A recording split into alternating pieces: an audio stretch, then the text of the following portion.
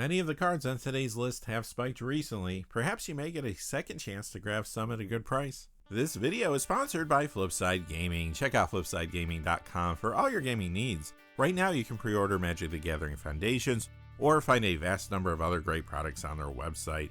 Remember, shipping is free in the US if your order is over $100 or consists only of singles.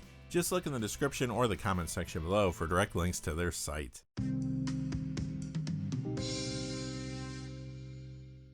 Hey there, this is John from Heroes and Legends, and welcome to another edition of the Magic the Gathering Market Watch. This time we're looking at the 10 coldest Magic cards of the week.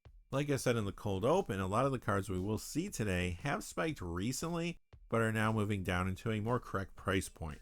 Remember, when we say cold cards too, we mean cards that are going down in price, not necessarily cards that are seeing less play.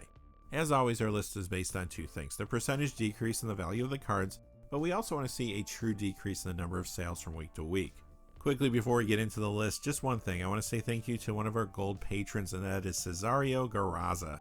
Cesario, thank you so much for all your support on Patreon. I know I say this all the time, but I truly could not do this without viewers like yourself.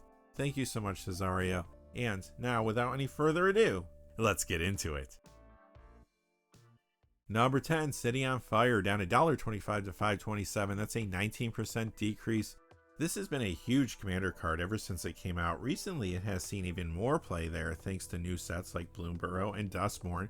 Many players have been getting its upgrade the Bloomburrow Animated Army and the Duskmourn Endless Punishment Commander decks, while others have been putting it in fresh builds around cards from those decks. Bellow Bard of the Brambles from Animated Army, as well as Velgavoth Harrower of Souls and the Lord of Pain from Endless Punishment. City on Fire is also in Commander decks around these other new cards from Bloomburrow and Duskmourn's main sets: Gev Scout Scorch from Bloomburrow and Arabella Abandoned Doll from Duskmourn. So why is City on Fire moving down? Well, it has recently been reprinted in the D&D Karlax Rageseeker layer, so the original copy moves down a little this week.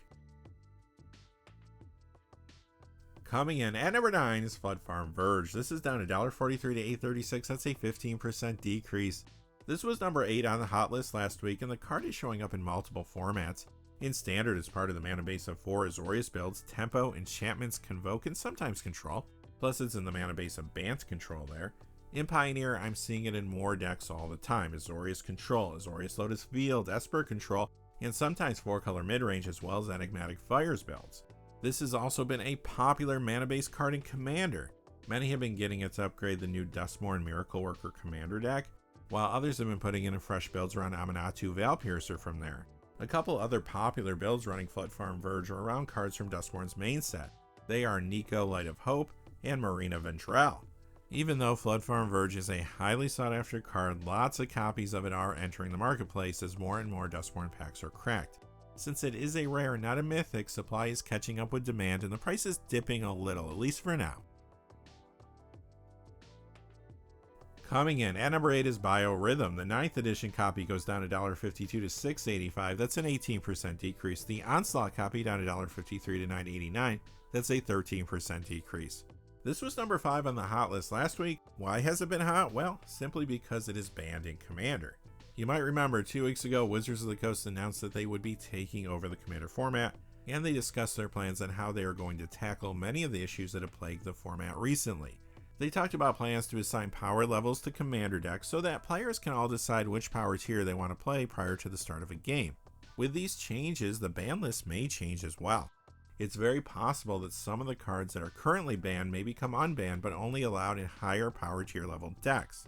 So in recent weeks, speculation that certain cards may become unbanned has led to price jumps. It is important to note that there is a group based out of France that has made their own ban list for 1v1 aka dual commander games, and there is a significant amount of players that follow those guidelines. The format has several differences in the general rules compared to regular Commander, like players start at 20 life, there's no commander damage, and games are best 2 out of 3. Interestingly enough, Biorhythm is not banned there, which means there is precedent for this card being played in high power level decks. Last week, speculators jumped on this card. They thought it potentially could become unbanned in regular Commander in the future, at least again for those higher power tier decks. But how many times have we seen this? A card spikes, that's followed by an influx of copies appearing in the marketplace as sellers try to take advantage of the higher price point. Those extra copies begin to satisfy demand for the card, and we see at least a small price retraction. That's exactly what's happening here. Number 7 is Excalibur Sword of Eden, down $1.66 to $10.50. That's a 14% decrease. This is in several commander decks, like Ezio Auditore da Firenze and Zulodak Voidgorger, for example. Excalibur has even seen more play recently in decks built around a card from Duskmourn, the Mind Skinner. Even with the additional gameplay, Excalibur Sword of Eden has not been able to maintain its rather high price point, and the card slides down a little this week. Coming in at number 6 is Hullbreacher from Commander Legends. It goes down $1.71 to $4.49. That's a 28% decrease. First off, this sees play in both Legacy and Vintage. In Legacy, it's in Hull Day Echo Stompy, and in Vintage, it's found in Jewel Shops, Underworld Breach, Azorius Control, and Merfolk.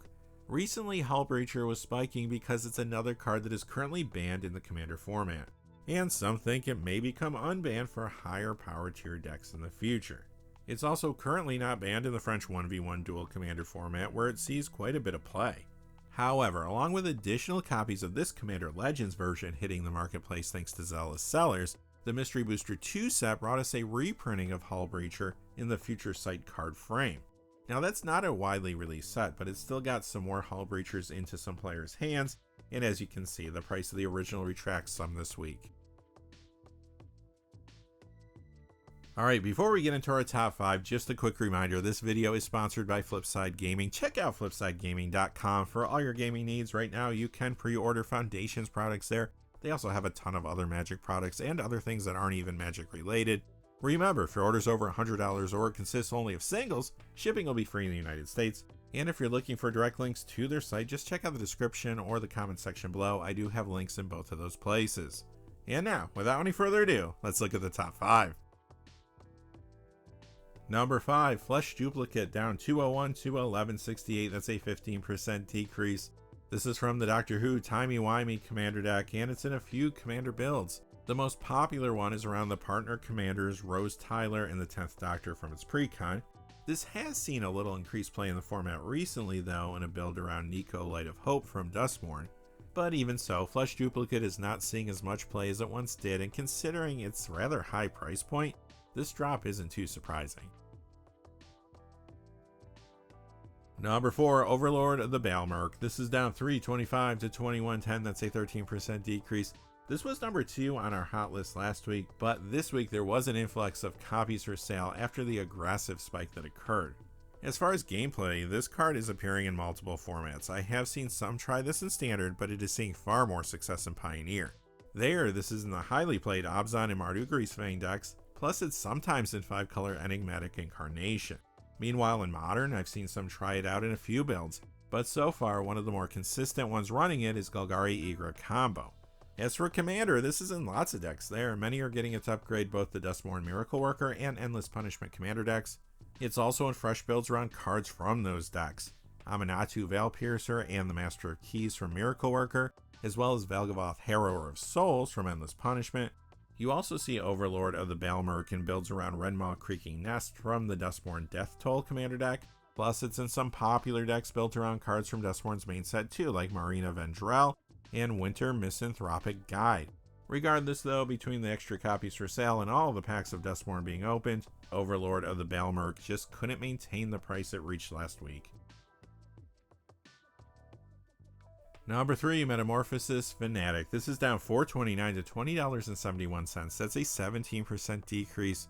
This is from the Duskmourn Miracle Worker Commander deck, and it was number 4 on our hot list last week.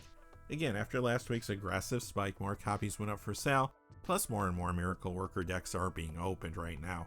This card too, though, is seeing a good amount of play. As you would imagine, it's showing up in fresh Commander builds around Aminatou Veil Piercer and the Master of Keys from its pre-con. Metamorphosis Fanatic is appearing in some dual Commander builds as well, like Aminatou the Fate Shifter. However, Legacy is the key driver for this spike. I'm seeing more and more players trying this out in a tweaked version of Reanimator there, and the build has put up some good results on MTGO. Metamorphosis Fanatic occasionally has shown up in a couple tempo decks there too, but it looks like it found a home in Reanimator since the Miracle ability makes the card fast and cheap, which bolsters the reanimation strategy in a format that is ripe with graveyard hate.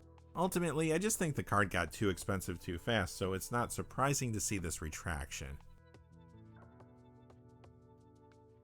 Coming in at number 2 is Mana Bond from Exodus. It goes down 486 to 1512. That's a 24% decrease. This former one print wonder just got reprinted in Mystery Booster 2 in the Future Sight card frame. And even though the set is not a wide release product, the extra copies have impacted the price of this original one. Recently, Mana Bond did get a bump in Commander play and builds around the Bloomborough Buy a Box promo Commander card Flubs the Fool. Mana Bond does help you dump your hand, which is what Flubs decks want to do. And finally, coming in at number 1 is Soul Spike, down $6.13 to $40.11. That's a 13% decrease. This one print wonder spiked aggressively last summer due to the increased play it was seeing in Modern with Necro Dominance when that came out. Since the Modern meta has changed with the banning of Grief and Out of Winged Wisdom, Soul Spike and Necro Dominance still see play together in Mono Black Necro, as well as a Golgari version of the deck, and sometimes you even see them together in Dimir midrange. But the two cards are not seeing the same amount of play they were seeing a few weeks back.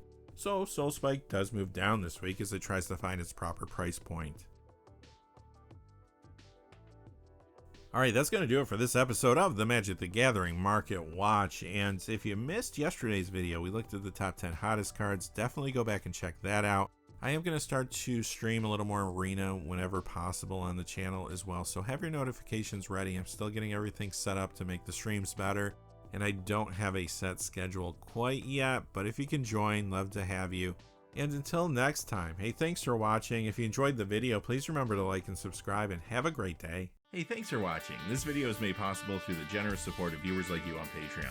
Check out the description below for links to our Patreon page, as well as our Amazon affiliate store, where a small percentage of all sales will also help support the channel. Finally, if you haven't had a chance yet to subscribe, hit that subscribe button so you don't miss any of the new videos on Heroes and Legends. Talk to you again soon, and have a great day.